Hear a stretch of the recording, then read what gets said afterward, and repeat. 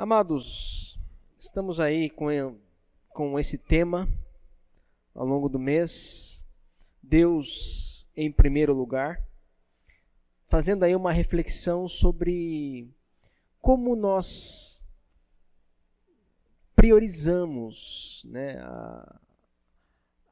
a nossa vida, os nossos projetos, até as nossas necessidades. E como a gente organiza, né, a nossa existência dessa forma.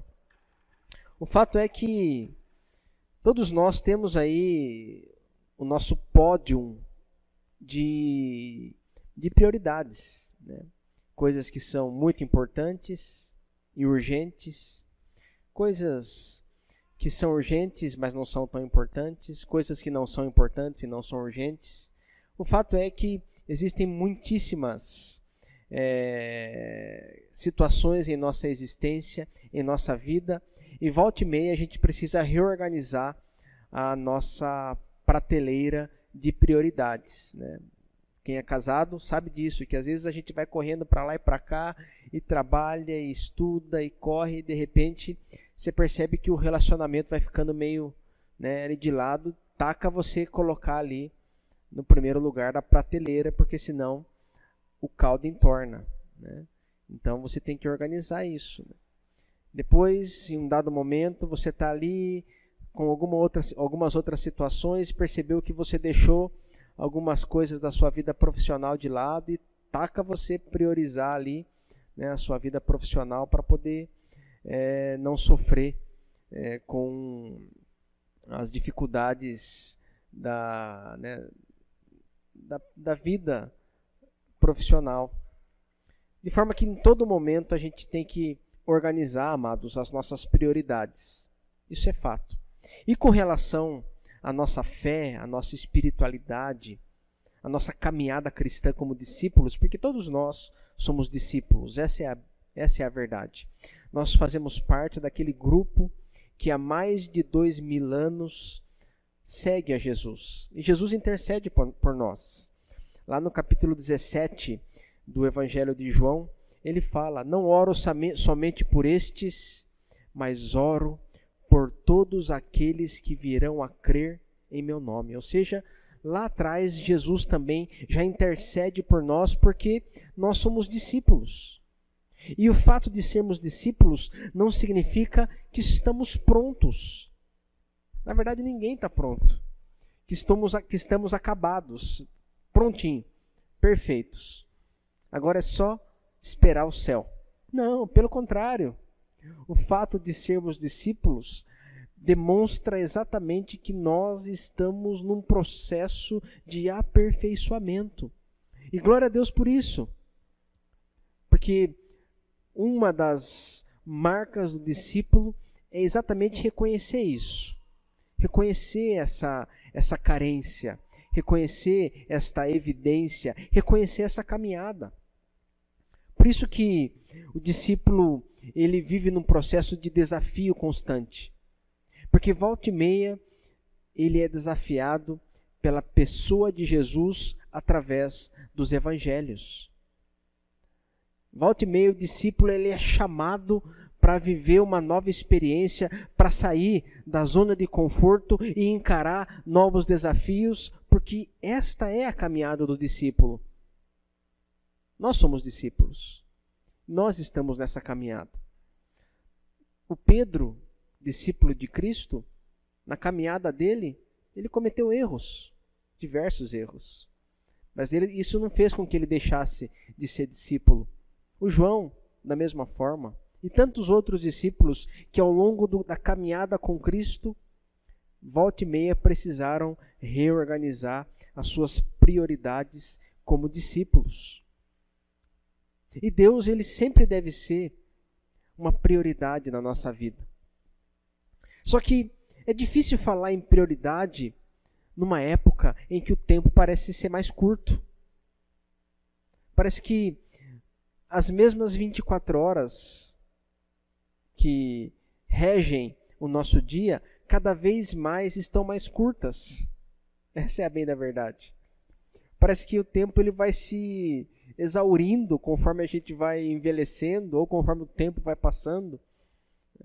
Parece que antigamente as pessoas faziam tanta coisa num dia e agora a gente faz tão pouco. Essa é a impressão que se tem.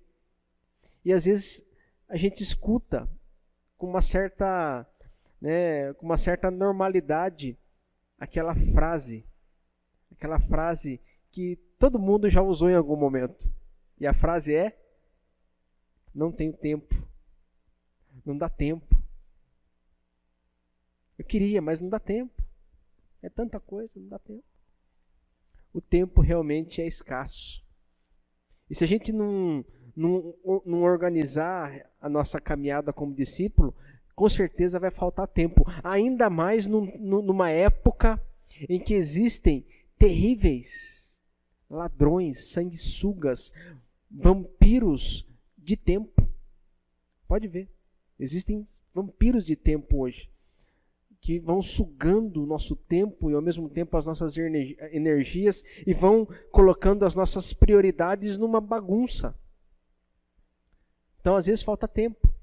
Quantas vezes eu como pastor, já escutei isso algumas vezes: pastor, queria ter ido naquele encontro, mas faltou tempo. Pastor, eu gostaria muito de ter ajudado naquele evento, mas faltou tempo. Ó, pastor, se der tempo, na próxima terça-feira eu vou lá no encontro na sua casa. Pastor, eu queria muito, me dedicar mais. Eu sei que eu preciso, mas falta tempo. E eu entendo isso, porque afinal eu também sofro com o tempo. Né? Todos nós vivemos o mesmo tempo, o tempo que se chama hoje. E falta tempo para todo mundo às vezes. Mas não é que falta o tempo de fato. Na verdade, talvez, o que falte é a prioridade. Porque quando é prioridade, dá tempo.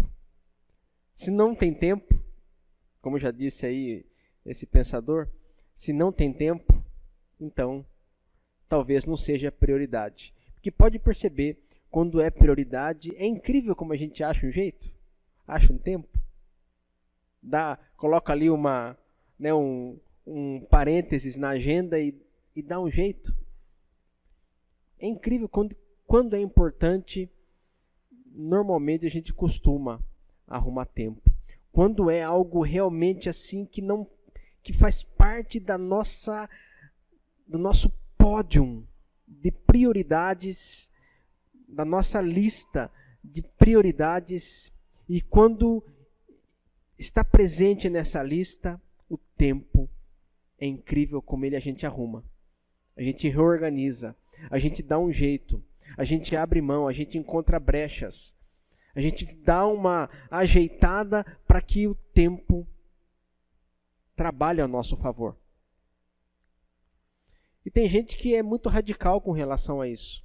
Tem um pensador que ele diz assim: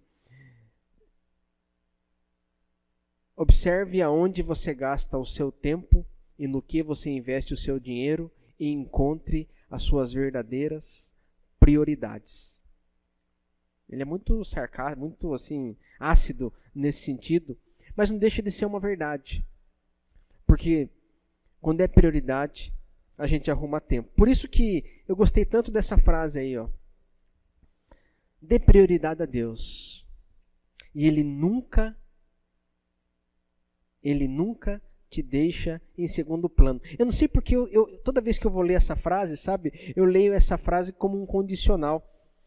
Olha só como ela muda. Ó. Dê prioridade a Deus, que Ele nunca te deixará em segundo plano. Dá exatamente aquela ideia de troca, né? Eu priorizo Deus, concomitantemente Ele... Mas não, a frase é diferente. A frase está ligada àquilo que a gente conversou domingo passado, que nós já somos prioridade para Deus. Deus, Ele priorizou a nossa existência, por isso que Ele não nos priorizará se eu o priorizar. Pelo contrário, Ele já fez isso. Agora, a parte que me cabe é internalizar isso, é compreender isso, é respirar essa verdade de que de que nós somos prioridade na lista de Deus e colocar Deus como parte das nossas prioridades também. Um dia alguém já disse: cuide das coisas de Deus e Deus também cuidará das suas coisas. E essa é uma verdade, amados. Não é um condicional, não é um prêmio, não é uma barganha. Não tire isso, eu não quero que vocês pensem isso. Eu sou totalmente contra isso. Eu acredito que Deus, por graça, vai fazendo com que as bênçãos nos encontrem, muitas vezes sem nós nem merecermos, mas o fato é que quando nós começamos a dedicar parte da nossa vida, parte do nosso tempo, dos nossos recursos, da nossa existência, dos nossos dons e talentos, é incrível como as coisas vão se abrindo, como Deus vai abençoando, como a agenda vai se tornando mais tranquila, e de como a vida vai ficando mais grata, porque não existe nada mais horrível do que a gente olhar para trás e perceber que dedicou um tempo enorme àquilo que não trouxe nenhum tipo de saciedade para minha alma sedenta de Deus. Porque todos nós, indistintivamente, nascemos providos de fé e carentes de Deus. Olha o que está acontecendo hoje no Brasil. Vê se a política não criou meio que um quê quase que religioso. Pode perceber. Tem muito crente que eu nunca vi falar nada, nunca vi postar, mas nem uma programação da igreja. Ah, mas ele está defendendo com unhas e dentes o seu... Nada contra, tem que fazer isso mesmo, porque afinal muita coisa errada aconteceu no Brasil porque não houve essa consciência política. Essa é a bem da verdade. Isso é muitíssimo importante. Porém, isso mostra o quanto o ser humano é essencialmente religioso. E quando religião significa religação, vem do latim religare, essa reconexão com o Criador. E quando nós, como seres humanos que somos, não experimentamos uma vivência que priorize essa reconexão com o Criador, essa caminhada com o Senhor, essa dimensão do relacionamento com o Pai, a nossa vida vai ficando seca. Sabe? A nossa vida vai ficando árida.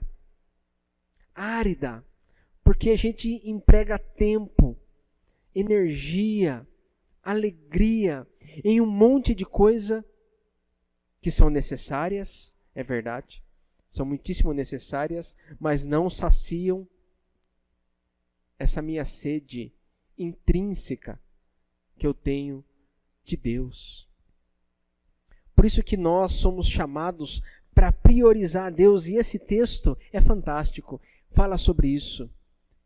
Jesus falando sobre essa verdade maravilhosa no Evangelho segundo Mateus, capítulo 6, verso 33, portanto, ponham em primeiro lugar o reino de Deus e aquilo que Deus quer, e Ele lhes dará todas estas coisas. Se você for ler o texto está falando exatamente sobre essas coisas da vida mesmo, sobre a nossa roupa, sobre a nossa comida, sobre essas coisas que preocupam a gente. Sabia? Essas coisas que preocupam a gente. O que eu vou vestir? Como que eu vou pagar a conta de luz? Está tão cara. Aqui em Ji-Paraná. Como que eu vou pagar a prestação do carro? Como que eu vou pagar a escola? Como que eu vou... Puxa vida, precisava tanto, mas tanto, fazer aquela viagem para Disney. Como que eu vou fazer isso? A gente às vezes fica preocupado com esse monte de coisa que nos cerca e tem que preocupar mesmo. É verdade, faz parte da nossa vida. Porém, nesse texto, Jesus está falando, olhem para fora. Olhem para fora de vocês.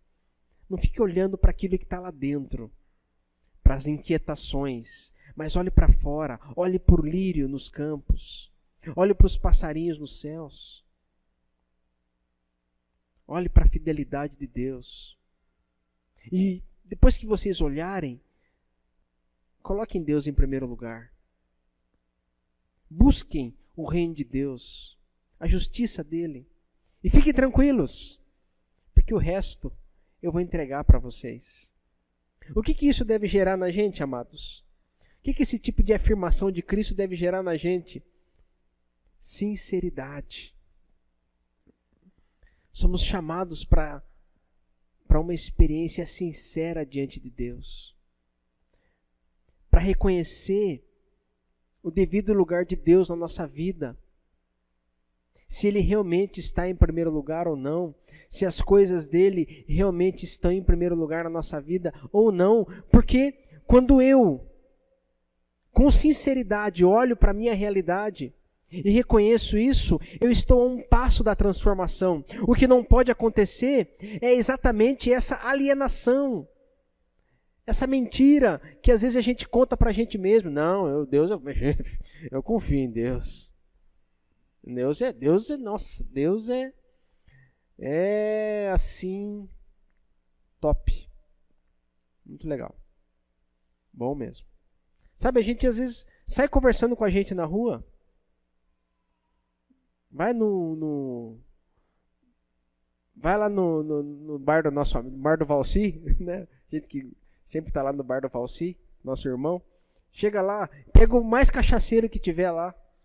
Que tiver com mais ou menos uma meia dúzia de litrão na mesa. Sente com ele e fale: Deus é prioridade para você? O que ele vai dizer? É claro! É óbvio. É claro que é prioridade para mim. Tanto é que eu já separei uma parte aqui do meu dízimo para dar para ele. Né? É fato. Todo mundo no senso comum acha que Deus é prioridade. Mas nós que vamos caminhando com Cristo e vivendo diante dele, e experimentando a transformação do Evangelho, nós somos colocados diante do espelho e somos reconhecidos em falta às vezes. Fala: Pai, é mentira. Na verdade, eu queria muito que o Senhor fosse prioridade para mim. Eu quero chegar lá. Me ajuda. Mas ainda não é. Mas eu quero que o Senhor seja. E é esse processo que vai trazer transformação. É esse processo que vai trazer mudança. Esse processo de autocrítica, de autoconhecimento, de sinceridade, de coerência. Isso é muito importante. Não tem como não falar de política, né? Tem um amigo meu, lá de São Paulo, eu não sabia, mas ele nunca foi muito ligado. Ele já é um senhor, né? E ele está militando assim de forma veemente no Facebook por um determinado candidato. E é uma postura bem assim, eu nem imaginava, né? E eu fiz até uma brincadeira, comentei lá o post dele, ele escreveu um textão, e eu percebi que tá uma coisa assim, sabe? Tá uma briga, né? No Facebook, e ele brigando com um, brigando com o outro, né? E eu falei: nossa, né? Puxa, você tá bravo. Até que um pastor entrou na conversa. O pastor chegou e falou assim: ô fulano, eu acho muito engraçado você. Olha que deu com os dois pés no peito, sabe aquela rasgada mesmo? Eu acho muito engraçado você. O seu filho foi morar nos Estados Unidos para alcançar, para ter uma vida melhor. Foi agora, esses dias. E você, defendendo esse tipo de postura política, por que o seu filho não foi para a Venezuela? Por que o seu filho não foi para Cuba? Por que o seu filho não foi para tentar uma vida melhor na Coreia do Norte? Imagina a briga, né? O cara falar isso, né? Mas sabe, eu fiquei até me sentindo um cara de tacho, sabe? Um cara de boa. Falei: puxa, e eu ainda, né, escrevendo, gastando os meus dedos para escrever para ele, né? Não tem coerência. Defende uma postura, só que na prática, para onde que o filho vai? Para os States. Para Disney. Eu não vou falar que postura política ele defende. Né? Eu não vou dizer que candidato que ele está defendendo, nem precisa, né? O fato é, amados, é que para que a gente consiga reconhecer Deus como prioridade na nossa existência, antes, presta atenção, a gente precisa reconhecer que Ele não é. Só assim a gente vai entender a verdade, essa verdade aqui, ó, a verdade do reino de Deus. Porque o que é o reino de Deus que a gente busca? O texto diz, né? Portanto, busquem o quê? Eu vou gastar aqui agora o meu grego. Faz tempo que eu não gasto o meu grego. Busquem o Basileia Tuteu. Busquem o reino de Deus. O que é o reino de Deus, gente? O reino de Deus é um lugar? O reino de Deus é o quê? Esse texto é fantástico. Eu vou ler ele para vocês. O texto de Lucas 17. É um texto 17 e 20. Alguns fariseus perguntaram a Jesus quando ia chegar o reino de Deus. Ele respondeu: quando o reino de Deus chegar, não será uma coisa que se possa ver. Ninguém vai dizer, vejam, está aqui ou está ali, porque o reino de Deus está dentro de vocês. Então,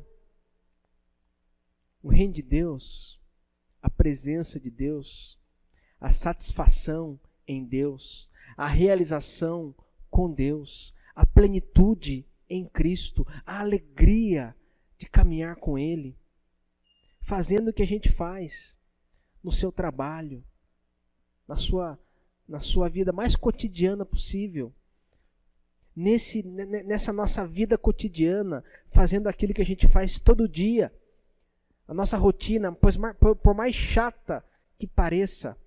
Sabe a sua rotina? Essa rotina, você acorda todo dia no mesmo horário, e vai trabalhar e volta, e tem os seus compromissos e tudo isso. Você que trabalha em casa e tem que fazer todas aquelas tarefas chatas todos os dias. Você que trabalha, enfim, não importa. O desafio para você e para mim, para nós, é entender que é possível fazer tudo isso numa reverência, numa ligação, numa conexão, numa alegria tão maravilhosa diante de Deus, que isso vai fazer com que a gente, sem perceber, sem imposição, priorize Deus em nossa existência. Então, é realmente fantástico percebermos que esse tipo de pensamento gera confiança. É isso. Eu priorizo o reino de Deus. Tenho que fazer escolhas. E eu tenho certeza que em tudo isso, Deus me supre, me sustenta, me ampara. Em todos os momentos, por mais que às vezes eu não saiba o que fazer, nem como fazer, nem da maneira como eu vou fazer, mas eu sei. Sim, eu sei que Ele irá me sustentar. E essa confiança gera descanso, gera tranquilidade, gera paz. Então, às vezes é difícil fazer essa autoanálise, sabia? É difícil, não é fácil não. É uma coisa do Espírito de Deus mesmo. A gente ficar pensando sobre isso e nos confrontando, olhando para o espelho e falando, é verdade. O Senhor não está em primeiro lugar, mas eu quero que o Senhor esteja. Por isso que o desafio, lá na ponta dele, no final, a gente vai estar tão forte, que a gente vai conseguir enfrentar um monte de coisa. que nós nem imaginávamos que tínhamos força para enfrentar, mas por conta da prioridade que agora nós temos, que é Deus, então nós iremos conseguir. Vocês conhecem aquele rapaz, o Denzel Washington?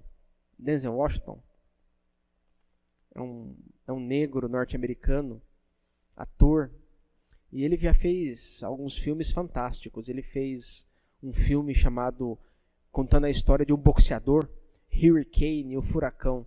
É um filme fantástico, vale a pena a gente assistir. Fez outros vários filmes, fez o Livro de Eli, mais recentemente, que é um filme muito bom também. É meio violento, mas tem uma mensagem legal. É um ator cristão que ele foi convidado para dar uma parênese, uma palestra para uns formandos lá nos Estados Unidos. E ele fala algumas coisas bem interessantes, eu quero compartilhar com vocês. Número 1. Coloque Deus em primeiro lugar. Em tudo o que você fizer, tudo que você pensa ver em mim, tudo que eu conquistei, o que você acha que eu tenho, e eu tenho alguma coisa, mas tudo o que eu tenho é pela graça de Deus. Entenda isso. É um presente. Há 40 anos, 27 de março de 1975, completados agora em março, eu ia mal na faculdade. Tinha uma média de 1,7 e espero que ninguém aqui se identifique. Uma média de 1,7. Eu estava sentado no salão da minha mãe. Ainda chamam de salão hoje? É, um salão de beleza. Eu estava sentado no salão de beleza da minha mãe. Eu olhei no espelho e vi uma mulher atrás de mim no secador. E sempre que eu olhava para cima, ela estava olhando para mim, bem nos olhos. Ela não me conhecia e eu também não sabia quem era. E ela disse: alguém me dê uma caneta porque eu tenho uma profecia. E ela continuou olhando para mim e disse: rapaz, você vai viajar pelo mundo e vai falar para milhares de pessoas. Eu havia desistido da faculdade. Eu estava pensando em entrar para o exército. Eu não sabia o que fazer. E ela me disse que eu iria viajar pelo mundo e falar para milhões de pessoas. Bem, eu viajei pelo mundo e falei para milhões de pessoas. Mas isso não foi o mais importante no sucesso que tive. E sim saber que aquilo que ela disse para mim naquele dia permanece comigo até hoje. Tenho sido protegido, direcionado e corrigido. A presença de Deus na minha vida me manteve humilde. Eu nem sempre estive com Ele, mas Ele sempre esteve comigo. Então coloque Deus à frente de tudo que você fizer. Você acha que quer fazer o que acha que eu fiz? Faça o que eu fiz. E esteja com Deus. Número 2. Erre muito. Isso mesmo. Erre muito. Hoje é o começo do resto das suas vidas e pode ser bem assustador. É um mundo novo, um mundo mau, e todos sabemos, só se vive uma vez. Então faça aquilo que você ama, que seja apaixonado. Corra riscos. Profissionalmente. Não tenha medo de falhar, como no teste de QI, são 9 pontos. Você tem que desenhar 5 linhas com lápis, dentro dos pontos, sem levantar o lápis. E a única forma de fazer isso é saindo da caixa. Não tenha medo de sair da caixa. Não tenha medo de pensar fora da caixa. Não tenha medo de ter grandes erros. E nem tenha medo de sonhar alto. Mas lembre-se, sonhos sem metas são apenas sonhos, que no fim das contas só alimentam frustrações. Então tenha sonhos, mas com objetivos. Objetivos para a vida, objetivos para o ano, objetivos para o mês, para o dia. Eu tento estabelecer um objetivo para todos os dias. E às vezes, simplesmente não xingar alguém. Objetivos simples, mas tenha objetivos. E entenda que para alcançar esses objetivos, você precisa aplicar disciplina e consistência. Para alcançar os seus objetivos, você deve aplicar disciplina em tudo que você faz. e consistência todos os dias. Não apenas na quinta e pular alguns dias. Você tem que trabalhar nisso. Todos os dias você tem um plano. Você já ouviu o ditado que não planejamos falhar, mas falhamos em planejar. Trabalho duro funciona. Trabalho duro é o que as pessoas bem-sucedidas fazem. E nesse mundo de textos, de twitters, esse mundo agitado em que você cresceu, e lembre-se de que só porque você está fazendo muito mais, não significa que você está concretizando muito mais. Lembre-se de que só porque você está fazendo muito mais, não significa que você está conquistando muito mais. Não confunda movimento com progresso. Minha mãe me disse: você pode correr o tempo todo e não chegar a lugar algum. Por isso, continue lutando, continue tendo objetivos e persiga o progresso. Número 3. Você nunca vê um caminhão de carga junto a um carro fúnebre. Eu vou dizer novamente. Você nunca vê um caminhão de carga junto a um carro fúnebre. Não interessa quanto dinheiro você tem, não pode levá-lo. Não se trata de quanto você tem, senão do que você faz com o que você tem. Todos temos talentos diferentes. Alguns de vocês aqui serão doutores, advogados, enfermeiros, cientistas, educadores, ok? Pregadores. A coisa mais egoísta que você pode fazer neste mundo: ajudar outra pessoa. Por que isso é egoísta? Porque a satisfação que eu tenho, o bem-estar que eu tenho ao ajudar os outros, nada melhor que isso. Entendam, nada melhor que isso. Nem joias, nem a casa grande que eu tenha, nem carros, mas a alegria. Aí está a alegria, em ajudar os outros. Daí vem o sucesso. E finalmente, eu oro para que você coloque os seus chinelos bem debaixo da cama essa noite. Para que quando você acorde de manhã, tenha que ajoelhar-se para pegá-los.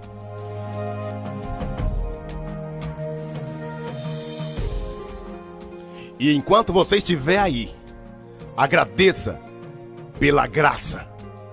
Diga obrigado pela misericórdia, obrigado pelo conhecimento, obrigado pela sabedoria, obrigado pelos meus pais, obrigado pelo amor, obrigado pela bondade, obrigado pela humildade, obrigado pela paz, obrigado pela prosperidade. Diga obrigado antecipadamente por aquilo que já é seu. É assim a minha vida, é um dos motivos por estar onde estou hoje. Diga obrigado antecipadamente por aquilo que já é seu, e o verdadeiro desejo que brota no coração é bom e é a prova de Deus para você, enviada antecipadamente para indicar o que já é seu. Vou dizer novamente: o verdadeiro desejo do coração, aquele anseio que você tem, algo pessoal seu, o seu talento, além de ajudar os outros, trará dinheiro para você. O que arde no seu coração é a prova de Deus para você, enviada antecipadamente para indicar que já é seu. Se tudo o que você quiser for bom, você pode ter. Por isso, reivindique isso. Trabalhe duro para conquistá-lo. Quando você conseguir, olhe para trás. Ajude outra pessoa. Cada uma. Ensine alguém. Não almeje enriquecer apenas e ganhar a vida. Só isso não basta. Mas almeje fazer a diferença. Amém. Espírito de Deus nos conduza por esse caminho. Pai, em nome de Jesus, que sempre o Senhor seja prioridade na nossa vida. E que saímos daqui nessa noite desafiados para viver essa realidade tão transformadora, desafiadora e revolucionária, que é ter sempre o Senhor em primeiro lugar. Em nome de Jesus, amém. Amém?